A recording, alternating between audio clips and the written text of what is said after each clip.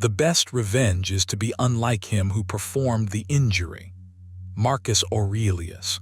What if I told you that the most dominant men in any room are rarely the loudest, the angriest, or the most aggressive? What if real dominance isn't about raising your voice, proving a point, or forcing respect, but about something far quieter, far rarer, and far more powerful? You felt it before. That moment when someone walks in and without trying, the energy shifts. People listen. People adjust. Not because they're afraid, but because they feel it. That's not charisma by accident. That's inner control. Stoicism figured this out thousands of years ago. Long before social media, long before alpha culture, Stoic philosophers understood a formula for authority that doesn't rely on intimidation, approval, or validation. A kind of dominance that can't be challenged because it doesn't need to compete. When you master this, you stop reacting. You stop chasing. You stop explaining yourself. And paradoxically, that's when people start respecting you more. This video breaks down that exact formula, step by step. Not theory, not fluff, but principles you can apply immediately to how you speak, move, decide, and carry yourself. Watch until the very end, because the final shift is the one most men miss. And it's the difference between looking confident and being untouchable. Number 1, master your reactions before trying to control outcomes. Master your reactions before trying to control outcomes. That single idea, when you really let it sink in, quietly dismantles most of the struggle you've been carrying. You've been taught, subtly, constantly, that power comes from influence, leverage, pressure, forcing results. But the Stoics went the other way. They realized something most people never fully grasp. The moment you try to dominate the world outside you without first governing the world within you, you lose authority over both. Epictetus said it plainly. If you want to improve, be content to be thought foolish and stupid. What he was pointing to wasn't weakness. It was detachment. The ability to remain unmoved by provocation, praise, delay, resistance, or outcome. That is dominance without aggression. You stop reacting, and suddenly the noise loses its grip on you.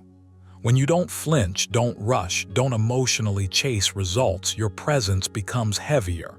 People feel it even if they can't explain why.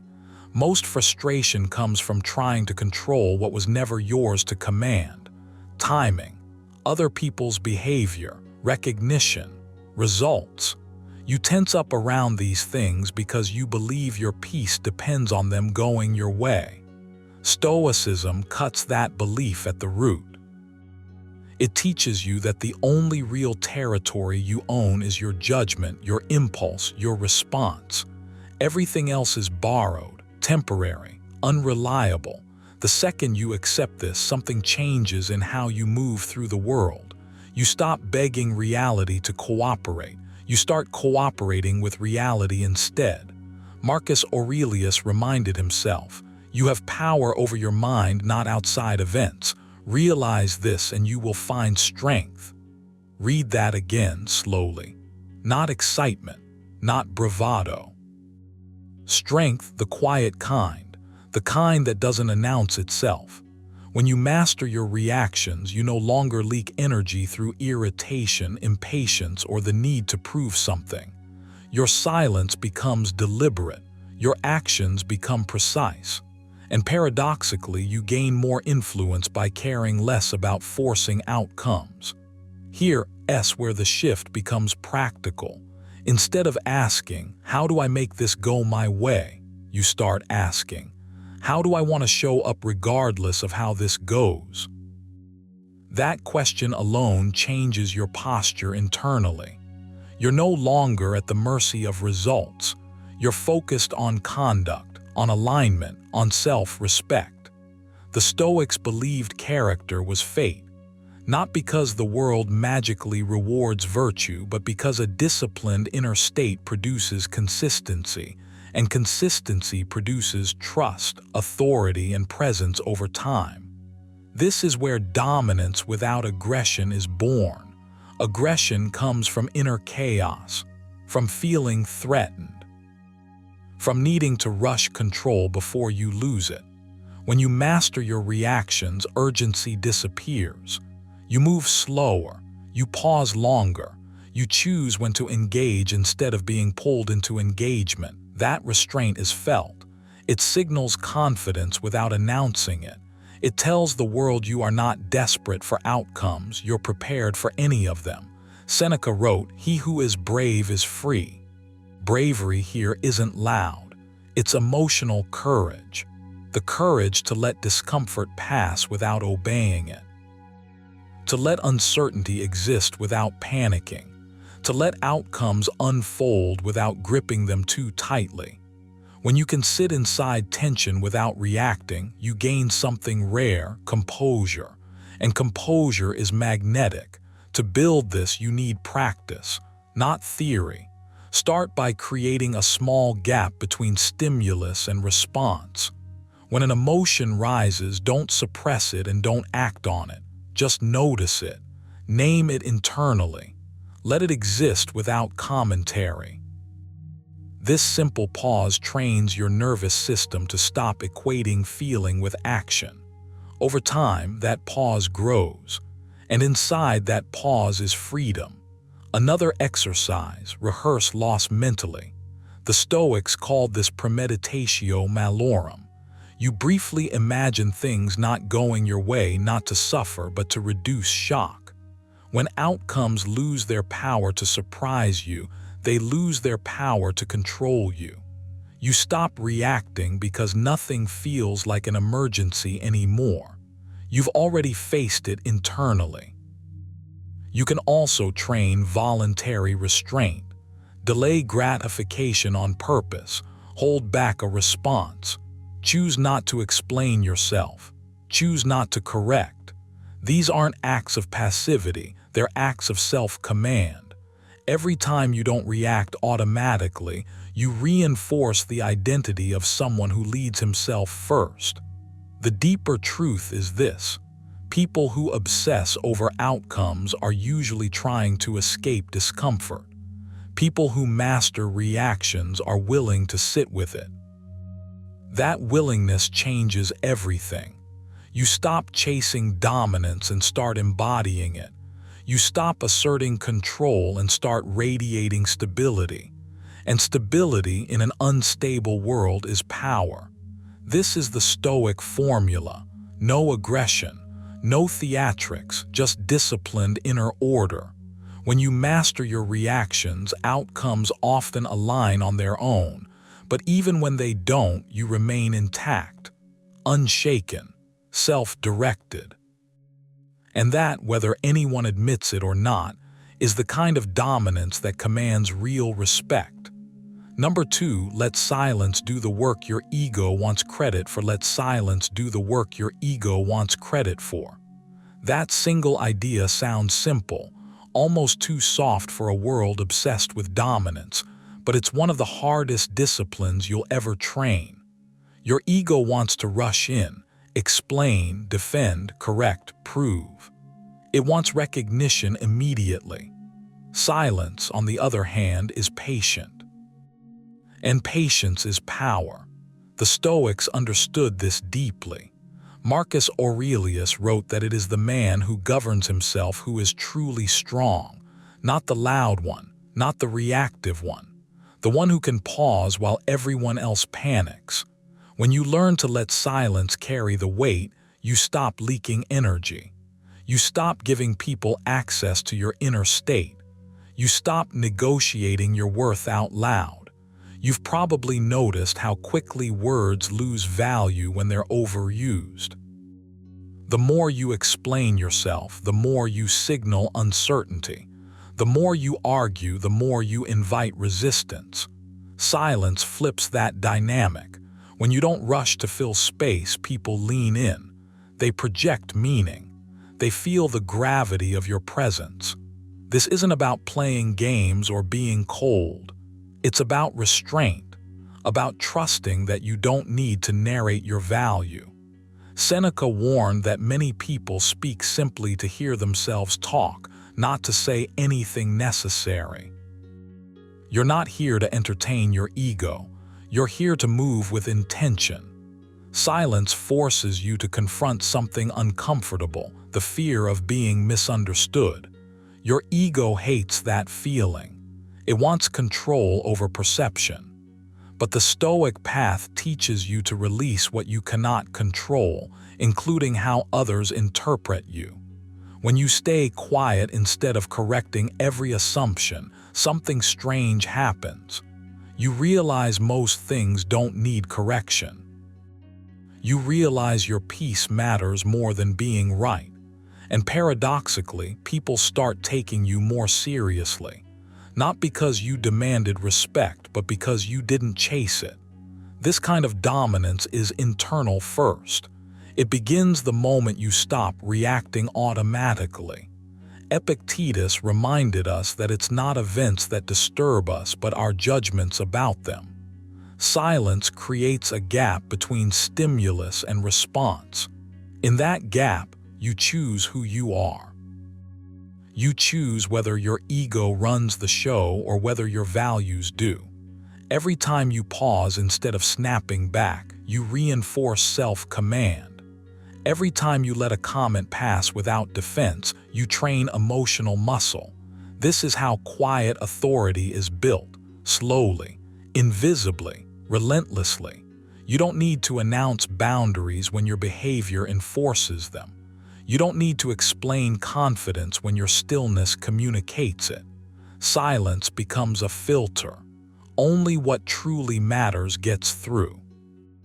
And when you finally do speak, your words land heavier. They're sharper, cleaner, more deliberate because you haven't wasted them. Marcus Aurelius advised speaking only when necessary and only what improves the silence. That's not poetic advice. It's tactical. It means you stop reacting for the sake of reaction. You stop feeding every provocation.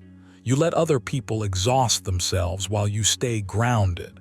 There's a deeper layer here too. Silence starves the ego, and your ego will resist at first. It will itch. It will whisper that you're losing status, that you look weak, that you should say something. Ignore it. That discomfort is proof you're rewiring old patterns.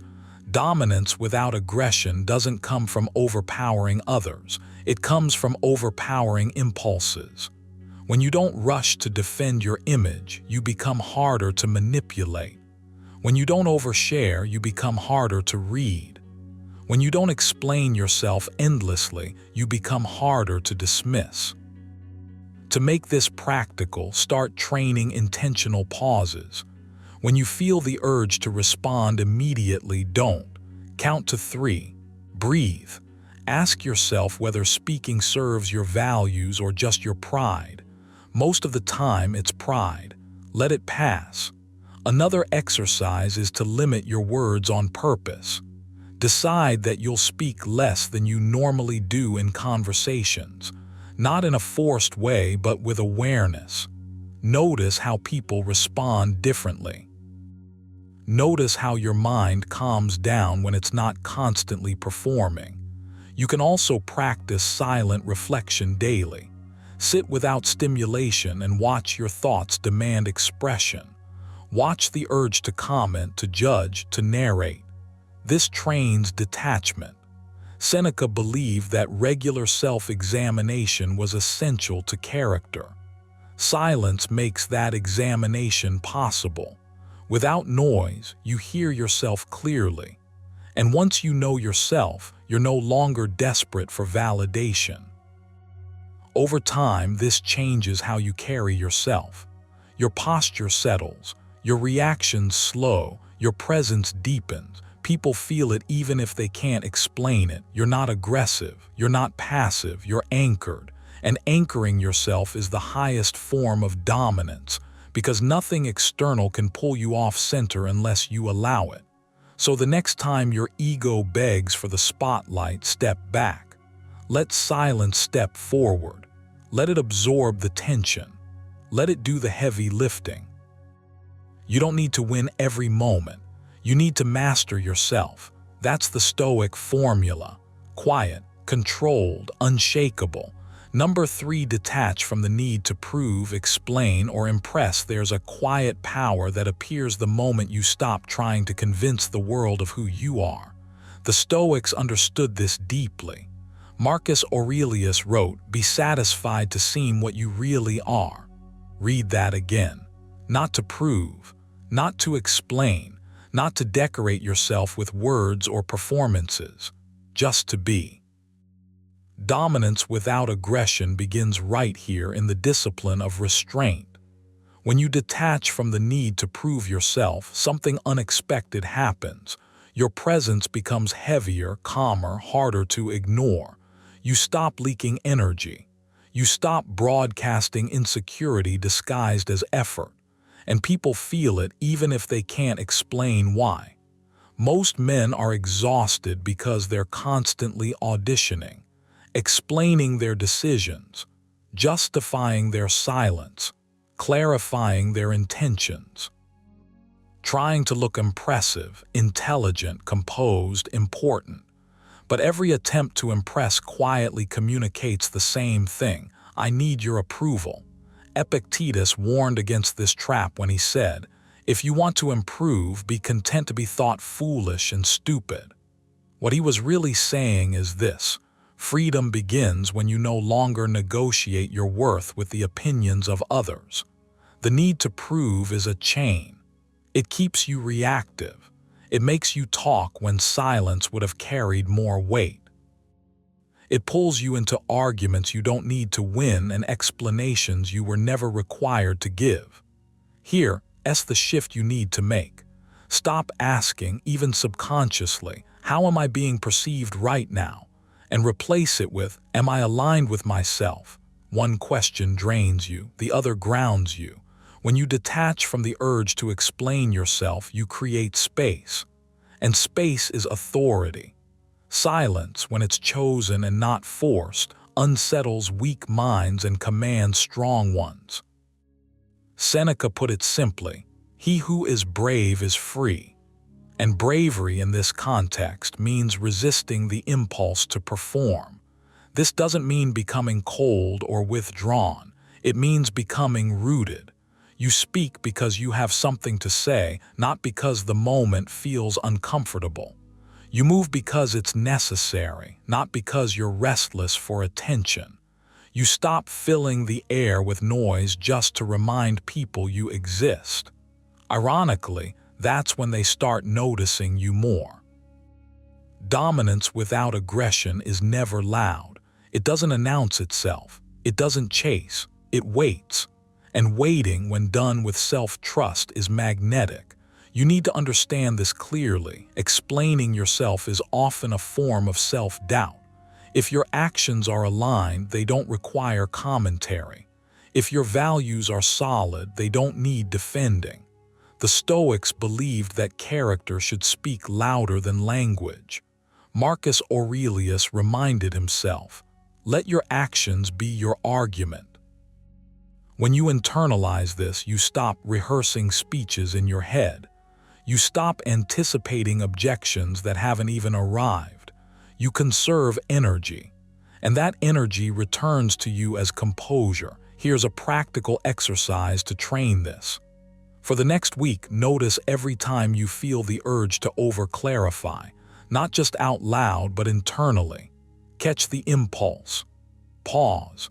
Ask yourself one simple question: is this explanation necessary, or is it just soothing my ego? Then choose restraint. Let the moment breathe. At first, it will feel uncomfortable.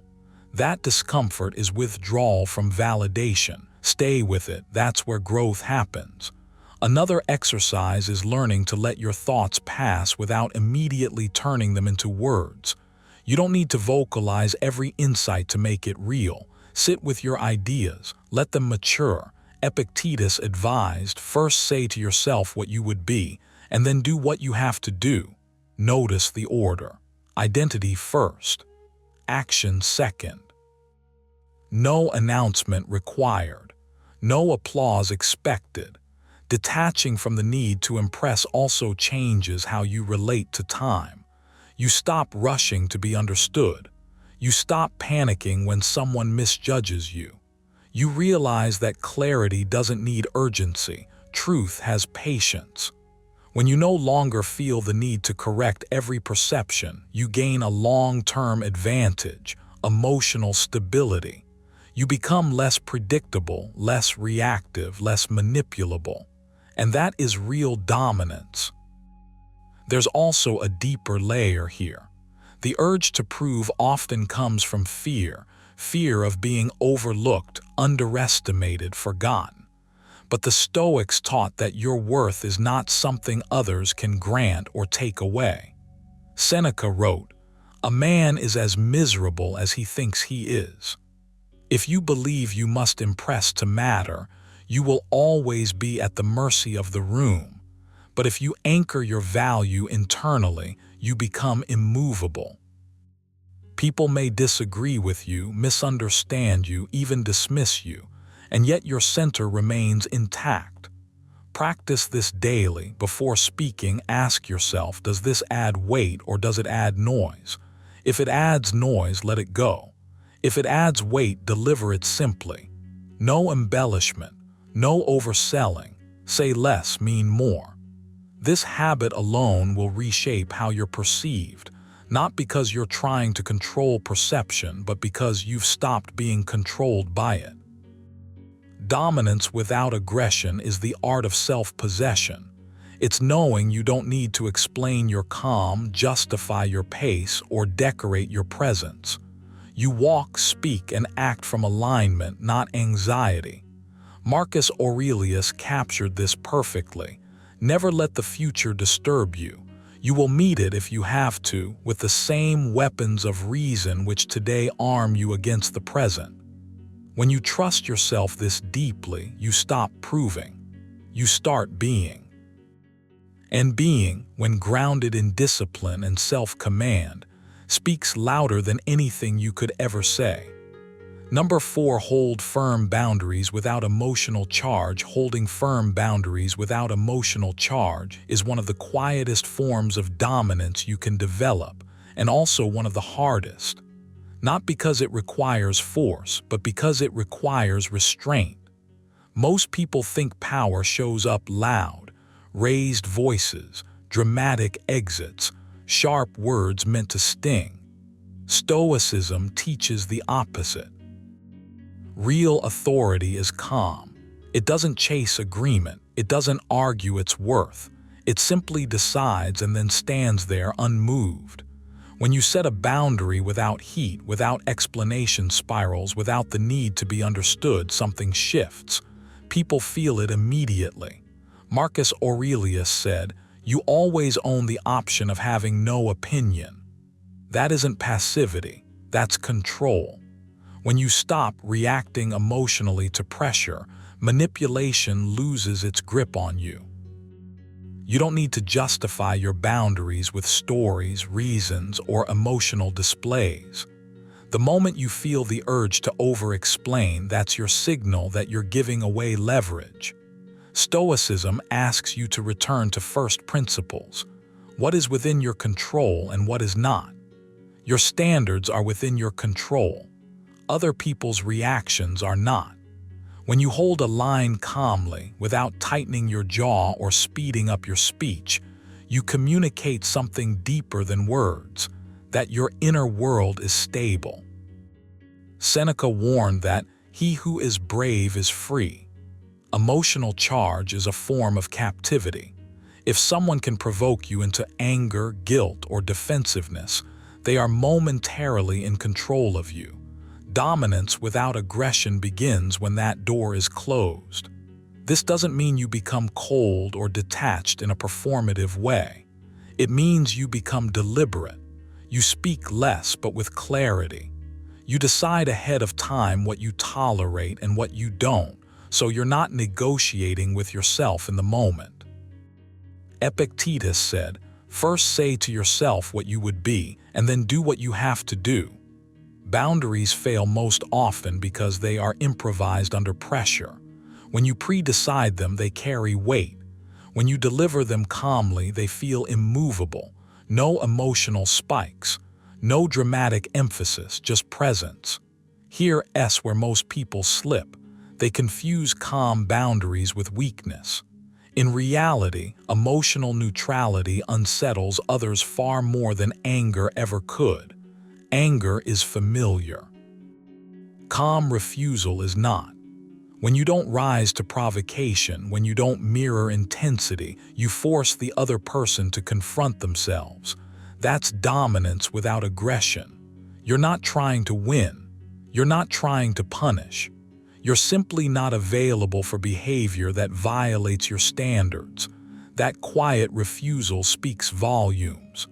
To train this, start with a simple internal practice. Before responding to anything that triggers you, pause and take one slow breath. Not to calm down theatrically, but to create space. In that space, silently remind yourself, "My response is mine." This sounds basic, but repetition builds reflex. Over time, that pause becomes automatic. You stop reacting. You start choosing. That's the shift. Another practice is to strip your boundaries of emotional language. In your mind, rehearse them in their simplest form. Fewer words, no loaded tone, no moral superiority, just clarity. Clarity is firm. Clarity doesn't need decoration. The Stoics believe that excess emotion clouds judgment. You're not suppressing emotion, you're refusing to let it steer. That's discipline, not denial. You'll notice something interesting as you do this. Your body starts to align with your mind. Your posture steadies, your movement slow. You don't rush to fill silence. Silence becomes an ally instead of a threat. Marcus Aurelius wrote, "Be like the rock that the waves keep crashing over. It stands unmoved." That image isn't about resistance through force, it's about stillness. Stillness is intimidating because it can't be pushed easily. Expect discomfort at first. Emotional charge has been your armor for a long time, even if you didn't realize it. Letting it go can feel like exposure, but what you're actually doing is upgrading your defense. Calm boundaries don't leak energy. They don't invite debate. They don't escalate. They end things cleanly. And clean endings command respect, even when they aren't liked. To deepen this habit, end each day with a short reflection. Ask yourself where you felt pulled into emotion and where you held steady. No judgment, just observation. The Stoics called this evening review a way of sharpening the mind. You're training awareness, not chasing perfection. Awareness compounds. Over time, something profound happens. You stop needing dominance to be visible. It becomes implicit. People sense that you are not easily moved, not easily manipulated, not emotionally available for nonsense. That's not arrogance, that's self-command. And self-command is the foundation of all authority. Remember this, aggression tries to control others. Stoic dominance controls the self. One burns energy, the other preserves it. One demands recognition, the other attracts it. Hold your boundaries like a calm decision already made. No charge, no drama, just quiet certainty. That is strength people feel before they understand it. Number 5, speak only when your words add weight. Not noise, speak only when your words add weight, not noise. That single idea sounds simple, almost obvious, yet it's one of the rarest disciplines you'll ever practice. You live in a world that rewards speed, reactions, constant commentary. Everyone is rushing to be heard, to be seen, to prove they matter by filling every silence. And right in the middle of that chaos, you're invited to do the opposite. To slow down, to choose restraint, to let your words land heavy instead of scattered. This is where dominance without aggression begins. Not with volume, not with force, but with presence. The Stoics understood this deeply. Marcus Aurelius warned, "Be silent for the most part, or speak only what is necessary and in few words." That wasn't advice for monks hiding from the world. It was training for leadership. When you speak less, people lean in. When you stop reacting instantly, your mind regains control. You're no longer pushed around by impulse. You're choosing when to enter the conversation, and that choice alone shifts the power dynamic. Silence, used deliberately, becomes a form of authority. You don't need to dominate every exchange. In fact, trying to do so weakens you. Words lose their value when they're always available. Think of your voice as a scarce resource. When you spend it carelessly, it depreciates. When you protect it, it gains gravity. Seneca put it plainly, "Nature has given us 2 ears and 1 mouth that we may hear more and speak less." This isn't about passivity, it's about precision. You're not withholding because you're unsure. You're withholding because you're selective. Most people speak to relieve internal pressure. They talk to discharge anxiety, to fill space, to prove intelligence, to avoid discomfort. You're training yourself to speak for a different reason entirely. You speak to move things forward. You speak to clarify. You speak to set direction. If your words don't do one of those things, you let them stay unspoken. That discipline alone will separate you from the noise. There's a calm confidence that comes from knowing you don't need to announce yourself. You don't need to win every moment. You don't need to correct every error or comment on every opinion. Epictetus advised, "First learn the meaning of what you say, and then speak." That pause, that internal check, is where your dominance forms. You're no longer reacting, you're responding.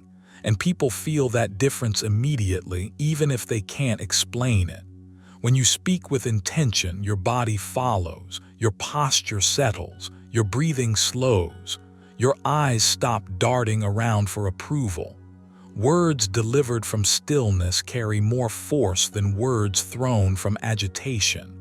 You're not trying to overpower anyone. You're standing firmly in yourself. That's why this kind of dominance doesn't provoke resistance. It doesn't threaten, it commands. This is a habit you can train, and it starts with awareness. For the next few days, notice how often you're about to speak just to fill space. Catch that moment, don't judge it, just pause. Ask yourself one simple question: does this add weight? If the answer isn't clear, let the moment pass. You'll feel an urge to jump in. Let it rise and fall. That urge losing its grip is you regaining control. Another exercise is intentional brevity. When you do speak, say less than you think you need to. Cut your sentences clean. Remove the extra explanations, the justifications, the verbal padding. Say the core idea and stop. Let silence do the rest of the work. Silence after a statement gives your words time to settle. It signals certainty. It shows you're not chasing validation. You can also train your internal filter through reflection. At the end of the day, replay moments where you spoke. Ask yourself whether your words served your values or your impulses. The Stoics used nightly review for this exact reason. Not to shame themselves, but to sharpen their judgment. Improvement begins with honesty. There will be moments when staying quiet feels uncomfortable. That's good. Discomfort is often a sign that an old habit is losing power. You're stepping out of the reflex to perform and into the discipline to choose. Over time, people will start to notice something different about you. They won't say it directly. They'll listen more closely. They'll wait for your input. They'll treat your words as signals instead of background noise. This isn't about manipulation. It's about alignment. When your words match your inner state, they become credible. When you speak from calm instead of chaos, people trust you. That trust is the foundation of real authority. No aggression required. Remember what Marcus Aurelius reminded himself. The best revenge is to be unlike him who performed the injury. In a world addicted to noise, your restraint becomes your advantage. In a culture of constant reaction, your composure becomes your edge. Speak when your words add weight. Let the rest fall away. Over time, you won't need to assert dominance. It will be felt the moment you decide to open your mouth. Number 6, stay internally calm while others lose composure. Staying internally calm while others lose composure isn't weakness. It's not passivity. It's not silence born from fear. Control, quiet, grounded, immovable control. And the Stoics understood this better than anyone. Marcus Aurelius reminded himself, "You have power over your mind, not outside events. Realize this and you will find strength." That sentence alone carries more dominance than any raised voice ever could. When you stay calm as chaos unfolds around you, you signal something primal. You are not ruled by impulse. And people feel that immediately. You've noticed how emotional volatility leaks authority. The more reactive someone becomes, the smaller they appear. When a man rushes to defend himself, to interrupt, to prove, to overpower, his nervous system is doing the talking, and everyone can sense it. Calm, on the other hand, slows time. It creates space. When you don't rush your response, when you don't mirror the agitation in front of you, you take the psychological high ground without asking for it. Seneca said it plainly. The greatest power is to be master of oneself. Not the room. Not the situation, yourself. That's where dominance without aggression begins. Internal calm isn't something you fake. People can smell that. It's something you build layer by layer, decision by decision. It starts with accepting that not everything requires your emotional participation. You don't need to react to everything that moves. You don't need to correct every wrong tone, challenge every provocation, or chase every misunderstanding. When others escalate, your stillness becomes contrast. And contrast is powerful. Silence becomes heavier. Your presence becomes denser. You're no longer playing the same game. This calm doesn't mean you disengage from life. It means you choose when to engage. Epictetus warned, if you want to improve, be content to be thought foolish and stupid. That's not advice to shrink, it's advice to stop leaking energy. When you stay composed while others unravel, you refuse to let their instability dictate your state. That refusal is dominance. Quiet dominance. The kind that doesn't need witnesses to be real. Your nervous system is the battlefield here. Most people are externally regulated. They rise and fall based on tone, pressure, tension. You're training yourself to be internally regulated. That's a different operating system. When stress hits, you don't clamp down, you soften inwardly. You slow your breathing. You widen your awareness. You let the surge pass without obeying it. And here's the thing.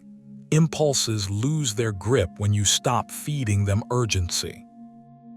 A simple exercise you can start today: practice the pause. Not a dramatic pause, a subtle one. When emotion spikes, delay your response by 3 slow breaths. Nothing mystical, just 3 controlled exhales. In that gap, remind yourself, this moment does not require my reaction to define me. Do this enough times and calm becomes your default. Not because life gets easier, but because you stop flinching. Stoic calm also comes from rehearsing adversity before it arrives. Marcus Aurelius practiced negative visualization not to be pessimistic, but to be prepared. You do the same by imagining pressure without panic. See yourself steady. Feel the heat without tightening. You're not avoiding stress, you're familiarizing yourself with it so it loses novelty. What you rehearse mentally becomes accessible emotionally. Another habit: detach from outcomes you can't control. Most agitation comes from trying to force reactions, respect, or agreement. Let that go. Focus on your conduct instead. Seneca said, "He who is brave is free." Brave enough to remain centered, brave enough not to beg the moment for validation. When you act from inner alignment instead of emotional hunger, your presence sharpens. You'll notice something interesting as this calm deepens. People begin to regulate themselves around you. Voices lower, movements slow. Tension eases or exposes itself. Either way, you're no longer pulled into the storm. You're the reference point. That's not dominance through intimidation.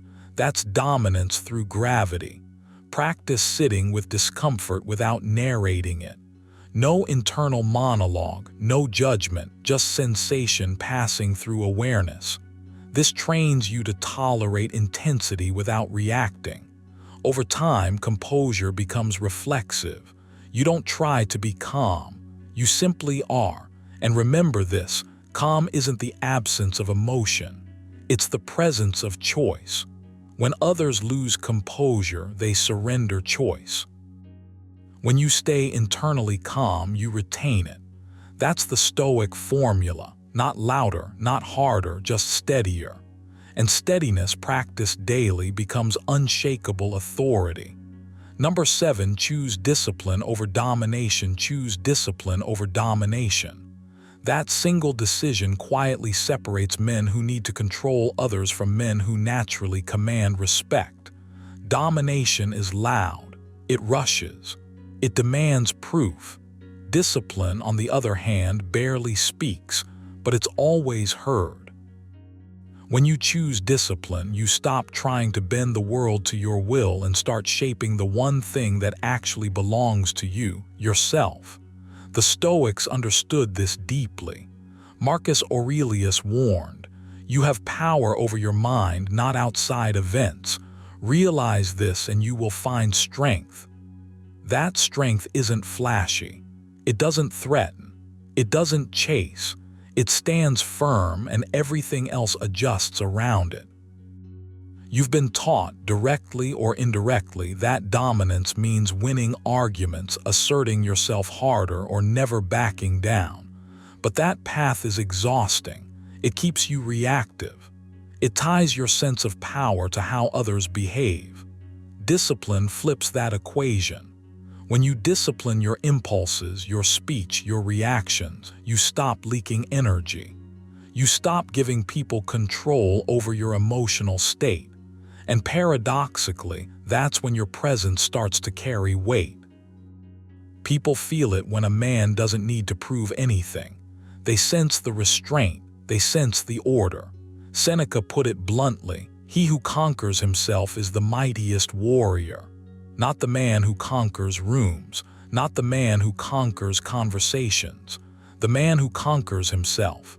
Think about how often you feel the urge to interrupt, to correct, to show you're right. Discipline asks you to pause there, to let the urge pass without acting on it, not because you're weak, but because you're strong enough to choose. This is where dominance without aggression is born. You're not shrinking, you're consolidating power. Every time you don't react impulsively, you reinforce an inner hierarchy where reason leads and ego follows. Over time, that order becomes visible. Your posture steadies, your voice slows, your decisions sharpen. None of this is forced. It's earned internally first. The Stoics never preached passivity. They preached mastery. Epictetus reminded his students that no man is free who is not master of himself. Freedom here isn't comfort or ease, it's authority over your own responses. When you lack discipline, you look outward for control. You try to dominate situations, people, outcomes. When you have discipline, you let go of that compulsion. You move deliberately. You say less, but it lands harder. You don't need to push. Gravity does the work for you. Start noticing where you confuse intensity with strength, loudness with leadership, urgency with importance. Discipline teaches you to slow the tempo, to act from clarity instead of adrenaline. That shift alone changes how others perceive you. Calm is unsettling to chaotic minds. Stillness makes noise look foolish. And you don't have to announce any of this. You just live it, quietly, consistently. There's a practical side to this, and you can train it. One simple exercise is restraint in speech. For the next few days, make it a rule to speak slightly less than you normally would. Not silent, intentional. Before you talk, ask yourself, is this necessary, or is it just an impulse to be seen? Let unnecessary words die in your throat. You'll feel discomfort at first. That's good. That's discipline being forged. Over time, you'll notice your words gaining density. People will start listening more closely, not because you demanded attention, but because you're no longer wasting it. Another exercise is delayed reaction. When something triggers you, frustration, irritation, the urge to assert, count a slow 10 before responding. Breathe. Feel the emotion without obeying it. Marcus Aurelius wrote about this exact practice, reminding himself that emotions are temporary visitors, not commanders. Each time you delay, you weaken the habit of impulsive dominance and strengthen the habit of composed authority. Discipline also shows up in how you treat your body and time. You don't need to announce routines or broadcast self-control. Just keep promises to yourself. Wake when you say you will. Train when you don't feel like it. Stop when you've had enough. These private victories build a quiet confidence that doesn't depend on external validation, and that confidence changes how you move through the world. You stop posturing. You stop posturing because you don't need armor anymore. Dominance without aggression is not about making others smaller. It's about becoming so internally ordered that others naturally adjust. When your actions align with your values, when your discipline is visible in your consistency, you don't have to control outcomes. You influence them. There's a difference. Control breeds resistance. Influence invites alignment. So choose discipline today, not tomorrow, not when you feel ready, right now.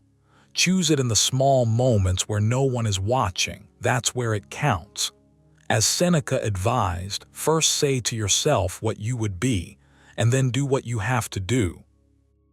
Do that long enough and you won't need aggression to feel dominant.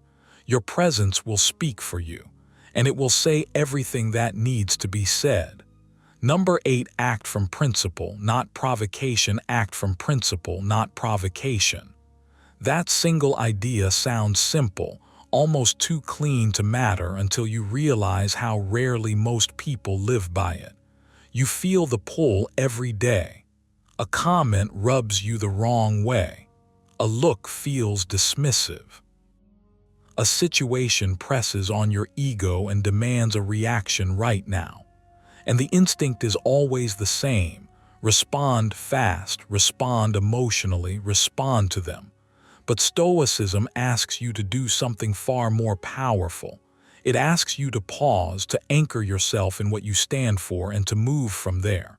Not because it's easy, because it works. Marcus Aurelius warned, you don't have to turn this into something. It doesn't have to upset you. That line isn't passive, it's dominant. When you act from principle, you're no longer being dragged around by external noise. You're choosing your behavior the way a disciplined mind chooses its thoughts. Provocation wants immediacy. Principle wants alignment.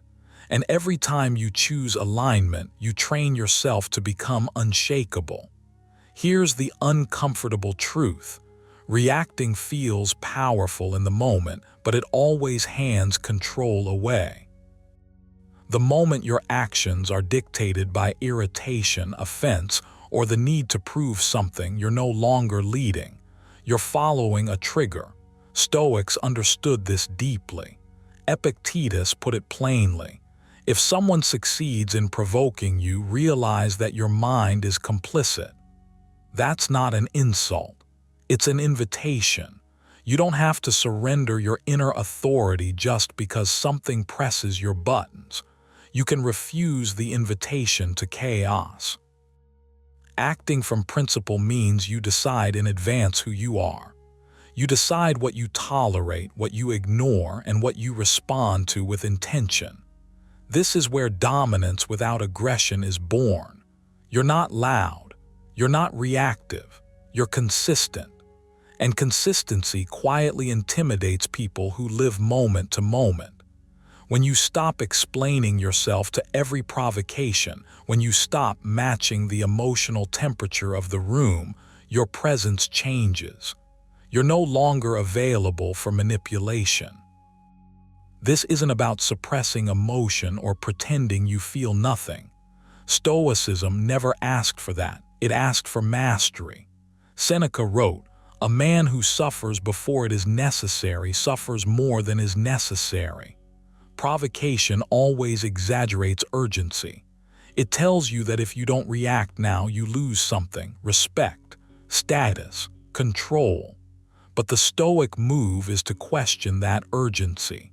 Is this aligned with your values, or is it just noise? Most of the time, it's noise disguised as importance. You build dominance here by slowing down internally while the world speeds up around you. You stop playing emotional ping pong. You stop being available for every challenge thrown your way. And paradoxically, the less you react, the more weight your actions carry. Silence becomes heavier. Stillness becomes louder. People start to feel that you're operating from a different center. To make this practical, you need to train the gap between stimulus and response. That gap is where principle lives. One simple exercise: before responding to anything that stirs you, silently ask yourself, what would I do if no one were watching? Not what would look strong, not what would feel satisfying, what would be right. That question cuts through ego instantly. Write it down, repeat it, burn it into your reflexes. Another exercise is pre-commitment. Each morning, decide one principle you will not violate today. Calm, integrity, self-respect. Choose one. When provocation shows up, and it will, you don't need to improvise. You already decided. This is how you stop negotiating with emotion in the heat of the moment. You've already made the call. There's also power in rehearsing restraint.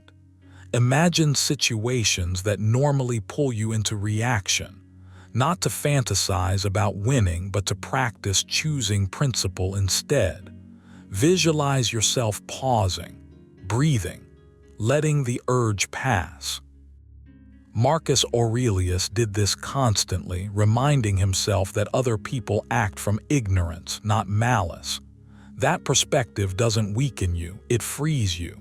The more you act from principle, the less you need to defend yourself. You stop chasing validation. You stop correcting every perceived slight. You stop explaining your worth. And something subtle happens. Others begin to adjust to you. They sense that emotional pressure doesn't move you. That unpredictability fades. That you're governed by something internal and steady. This is dominance without aggression. No force, no threats, no theatrics, just alignment, just self-command. The Stoics believed that the highest form of power was power over oneself. And once you have that, external power becomes unnecessary. You don't need to win every exchange. You don't need to react to every challenge. You only need to stay true to your principles. So take action. Today, notice the first moment you feel provoked. Don't judge it, just observe it. Then choose differently, not dramatically, quietly. That's how this is built. One restrained response at a time, one principled action stacked on another. Over time, you won't need to assert dominance. It will be felt the moment you enter the room. Number 9, be predictable in values, unpredictable in response. If you want to improve, be content to be thought foolish and stupid. Epictetus. There's a quiet kind of dominance that doesn't need volume, threats, or emotional spikes. You felt it in people who seem unshakable. You know exactly what they stand for, yet you can never quite predict how they'll react. And that's the point. When you become predictable in your values but unpredictable in your response, you stop being easy to manipulate, easy to provoke, easy to dismiss. You become solid, grounded, dangerous in the calmest possible way. Predictable values mean this. Your principles don't wobble based on mood, approval, or pressure.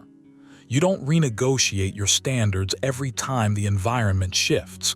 You don't perform morality when it's convenient and abandon it when it's costly. People sense this consistency long before they can articulate it. As Marcus Aurelius wrote, the best revenge is not to be like your enemy. When your values are stable, others stop testing where the line is because they already know. That alone creates respect, not the loud kind, the deep kind, but here's where most men get it wrong. They make their values predictable and their reactions predictable too. Same trigger, same emotional spike, same defensive posture, same explanation, same need to be understood. And once your reactions become predictable, you're no longer leading, you're reacting. You're playing a script other people can rewrite at will. Stoicism was never about being passive. It was about being selective, controlled, strategic with your energy. Unpredictable response doesn't mean chaos. It means you refuse to be emotionally programmable. You don't give the same reaction just because someone expects it. Sometimes you respond with silence, sometimes with distance, sometimes with calm engagement, sometimes with nothing at all. This is not manipulation, it's mastery. Seneca warned, "No man is free who is not master of himself." When you choose your response instead of defaulting to it, you reclaim authority over the moment. You're not here to perform, you're here to operate. That shift alone changes how you move through the world. When people realize they can't provoke you on command, can't rush your decisions, can't bait you into emotional explanations, they start adjusting their behavior around you. Not because you demanded it, because they felt it. Dominance without aggression is felt, not announced. This is where Stoic discipline becomes practical. You train yourself to anchor deeply in what you believe while keeping your reactions flexible and alive. Values are the immovable foundation. Responses are the fluid surface. The rock stays, the water adapts. And the paradox is this: the calmer and more measured you become, the more weight your presence carries. You don't need to chase control. You embody it. Here's a simple practice you can start today. Write down 3 values you refuse to negotiate. Not ideals, non-negotiables. Then every time you feel the urge to react, quickly pause, just long enough to ask, does my value require a response here, or does my ego? That pause is power. It creates space. In that space, dominance is born. Another exercise: rehearse stillness. Sit with discomfort without resolving it immediately. Let the urge to explain, justify, or prove pass through you without action. This trains unpredictability in response. You're not numbing yourself. You're sharpening yourself. Like a blade that doesn't swing unless it must. Over time, something subtle changes. You stop being emotionally available to chaos. Your values remain visible, but your inner world becomes harder to invade. People feel safe around you, but they also feel limits, and limits command respect. Stoicism never promised comfort, it promised strength. Quiet strength. The kind that doesn't bark or beg. The kind that stands, waits, observes, and moves only when aligned. Be known for what you stand for. Let the world guess how you'll respond. That balance, steady values, fluid reactions, is how you dominate without aggression.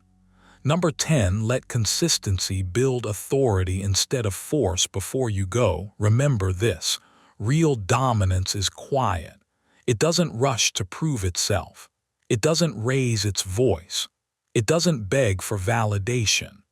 As Marcus Aurelius reminded himself, the best revenge is to be unlike him who performed the injury. That's the Stoic formula right there. Strength without bitterness, authority without aggression, power without noise. If you apply what you learned today, you won't need to announce who you are. Your presence will do that for you. Your restraint will speak. Your discipline will be felt. And over time, people will naturally adjust the way they treat you, not because you demanded it, but because you earned it. So take this into your daily life. Pause before you react. Choose control over impulse. Choose self-mastery over theatrics. That's how respect compounds. If this resonated with you, stay on this path. Subscribe, reflect, and keep building the kind of inner strength that never has to shout.